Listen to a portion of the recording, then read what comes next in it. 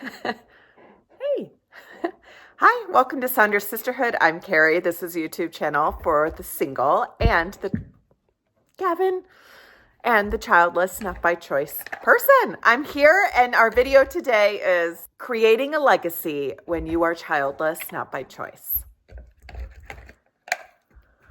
So if you're childless, you might sometimes think about or worry about your legacy, about what you'll leave behind, and what your legacy will be without children to carry on your name or maybe even your story. Who will remember you, what meaningful impacts you will make throughout your life when we're given messages, and it can sometimes feel like the true impact is parenthood.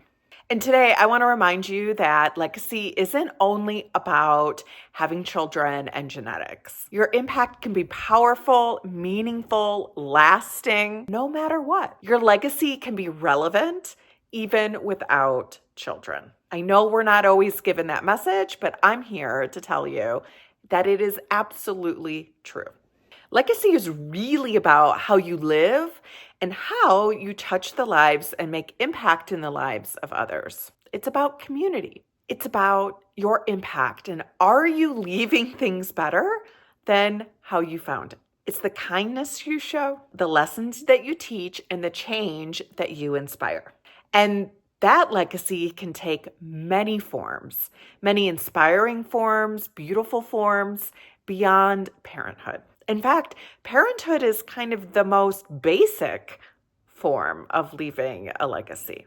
Parenthood alone is not legacy. It doesn't ensure meaningful, long-lasting impact. Some people are leaving a legacy of trauma. So there is genetic legacy, but there's also the type of legacy that matters beyond that. That matters beyond the type of myopic thinking where we think about legacy strictly as genetics. And there's the type of legacy that matters, which is how you leave people feeling. Now, this isn't to minimize or even just pretend that the fact that the grief and loss that hides behind these conversations around legacy isn't real. It is real, and it's painful, and it hurts. And it's very hard to think about legacy as something other than sort of the lineage sort of continuing on. I recognize that. I'm not trying to say that that's not something that's not a challenge and that it doesn't take us a lot of intention and work to rethink about. What I am saying, though, is it's possible. And also trying to emphasize that this idea of legacy only being genetics, that's the most basic, kind of boring way of leaving a legacy, and potentially even the type of legacy that gets erased really soon, right? How many of us know our great-grandparents? Not many. But you may have more stories about them if they left an impactful, meaningful change and difference. We remember people throughout our community and throughout history that aren't just related to us. We remember those people who've made impact. Now, as with a lot of things when it comes to adulting without children, it does take a concerted effort and focus to rewrite this narrative, right? But the good news is we're used to rewriting narratives in the childless, not by choice community. We're used to rewriting the narrative around womanhood, around adulting. And now we're going to rewrite a narrative and reconceptualize a narrative around legacy. And just like with those others, this one too gives us the opportunity to think about things in the more truthful way, in a way that's more reality versus the spoon-fed way that we're just handed as we sort of blindly go through life. These are the messages we're sent, so we absorb them, and then we take that on as fact, when it's not. And it takes effort to change your beliefs, especially when those beliefs feel a little countercultural, which is insane. It's crazy that it's countercultural. So one of the things that I've started doing, and I was motivated by this through the book, The Courage to be Disliked, which we did on one of our book clubs, but is asking myself, if I have a belief or if I have a thought that I repeat to myself, Like, no one's going to remember me. I'm just going to be dust in the wind. And I've had these, right? Like, I'm going to die and that's going to be it. And I try and think to myself, like, why do I think that? Do I truly believe that? Is that truly my belief? Or is that just sort of the tape that plays because I've heard it so many times from outside influences? And I really start to contemplate and think, did I choose that belief, or is that belief just like a conveyor belt, right? And I'm starting to question it a little bit. And it's helpful for me because oftentimes I'll say to myself, like, no, I actually didn't choose that belief. It's more of like something I just took in because I was perpetually fed it. And then it opens up the idea for me to rethink about it. Well, what do I believe? Let me actually make an intentional decision on my belief around this as I filter it through my own experiences, my own values. And when I do that, when I look at it through that lens of like, what is my belief? It's that starting point to kind of reconceptualize something, to change the narrative around it, to change the belief around it. It feels intentional. And there's nothing wrong with intentionally choosing your beliefs. Sometimes I think I should do a video on that because there's so many things that I'm not even sure we intentionally chose to believe. We just believe them because of all these other influences.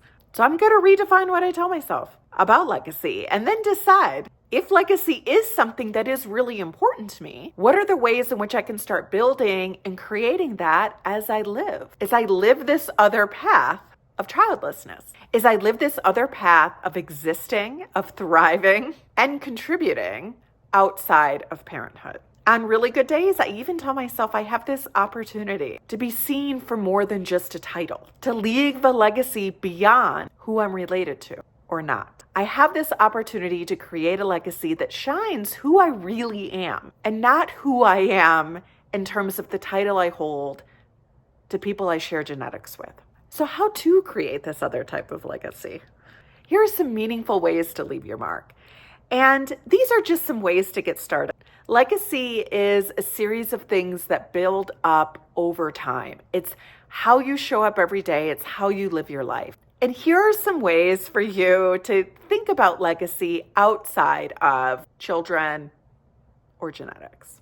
Mentorship and teaching. You can have impact on others based on how you show up for them in their life, whether they're related to you or not. Share your skills, your wisdom, your experiences with others. There's nothing like shared experience that leaves a huge impact. That definitely leaves a healthy mark. Creative expression. Write, paint, content. Create something that reflects your voice and values. These things live on. For me, I think some of the stuff that I do in the childless space is something that I hope lives on, that people take with them.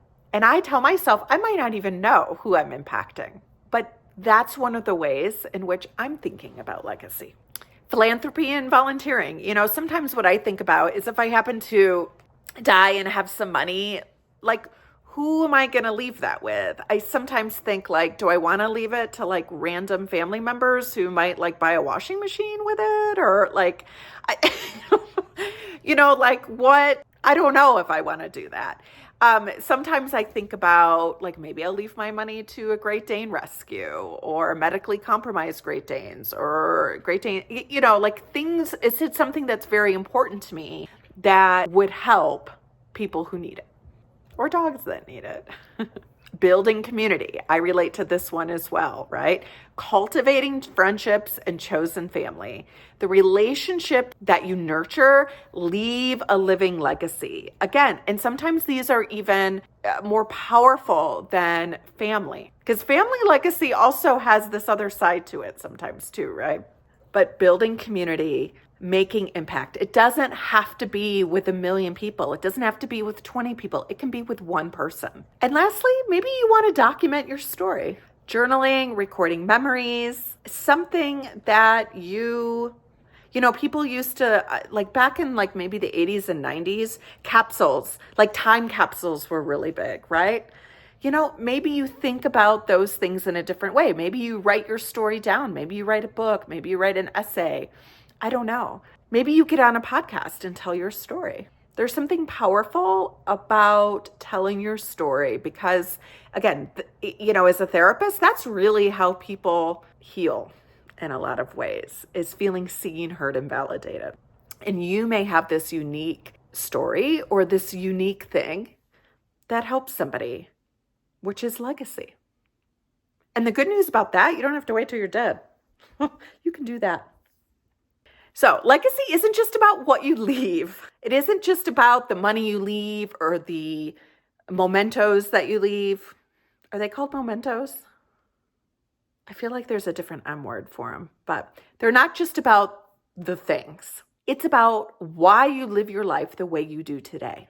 What are your values? Every act of kindness, courage, validation, showing up in someone else's life, love, that's all a part of legacy. And being childless, not by choice, does not lessen your ability to leave and create impactful and meaningful legacy.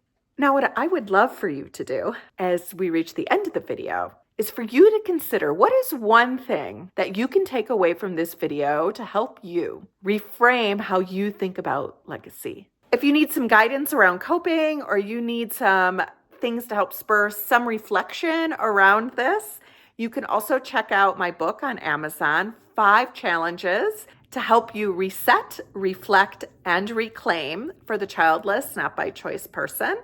It's some guidance around coping, and there's some good questions in there. One of the chapters is about questions that'll help you reflect and think about what's important to you. Please like and subscribe and share your own way of creating legacy in the comments below. I would love to hear from you. Thank you for watching, and remember, your legacy is alive in everything you do. We're going on a walk today. That's the other thing. One thing this weekend that you can do that will help you feel better. Just one thing. Ours is a walk. All right. See you in the next video.